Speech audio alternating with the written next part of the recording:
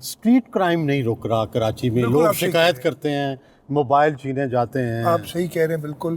اور اس سلسلے میں ویسے بہتری تو بہت آئی ہے. میں نہیں جانا چاہتا سیاست میں زیادہ کہ کیا وجوہات تھیں. مجھے ہی لینا پڑے گی ذمہ داری، اس لیے کہ چیف منسٹر میں رہا ہوں کافی عرصے سے.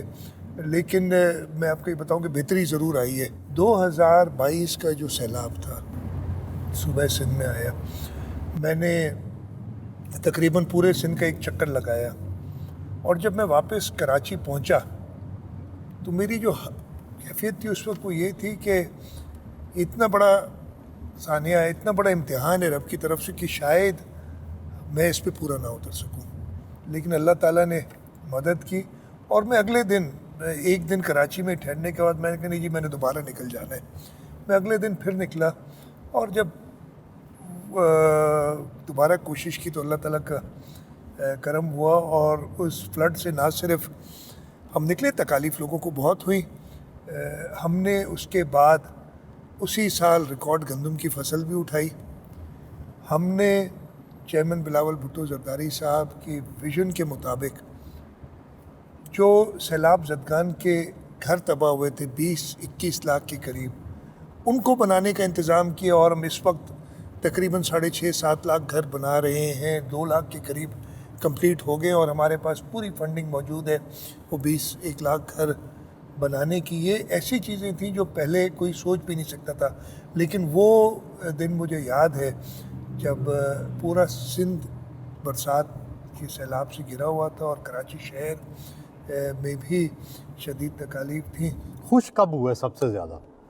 2024 کے جو الیکشن تھے 8 فروری کے، سندھ کے بارے میں بہت کچھ لوگ کہتے تھے، اور میری ہمیشہ یہ تھی کہ جی ہم نے سندھ کے لوگوں کی خدمت کی ہے، اور سندھ کے لوگ قدر کریں گے اس خدمت کی.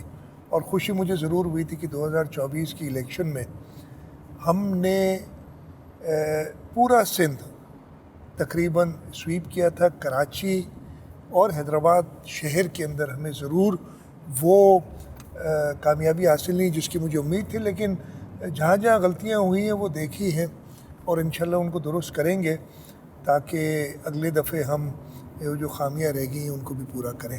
تو سیاسی طور پہ تو یہی خوشی ہے. شاہ صاحب آپ کا کوئی بڑا سکینڈل تو نہیں آیا، لیکن آپ یہ مجھے بتائیں کہ کتنی آپ کی تنخواہ ہے اور کیا بزنس ہے؟ لوگ سیاستدانوں کے بارے میں آج کل جاننا چاہتے ہیں. تنخواہ تو بہت ہی کم ہوتی ہے چیف منسٹر کی، مجھے تو یاد بھی نہیں ہے. میرے خیال ہے تقریباً 1,60,000 یا 70,000 روپے ملتی ہے. اس پہ ڈیفینیٹلی گزارا نہیں ہو سکتا. میں نے اپنی ساری زندگی کام کی ہے. جب میرے والد چیف منسٹر تھے اس وقت بھی میں نوکری کرتا تھا امریکہ میں. میں اس وقت پہلے تو کراچی میں نوکری کر رہا تھا، پھر میں لنڈن گیا تھا.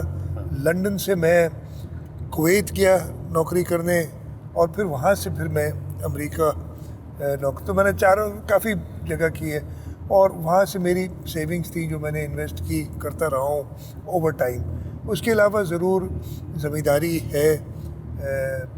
میں نے خود کوئی زمین نہیں خریدی ہے، جو کہ مجھے کچھ لوگ کہتے ہیں کہ نہیں آپ نے انویسٹ کرنا چاہیے، اور میرا بھی خیال ہے کہ اب میں ضرور کرنا چاہیے مجھے.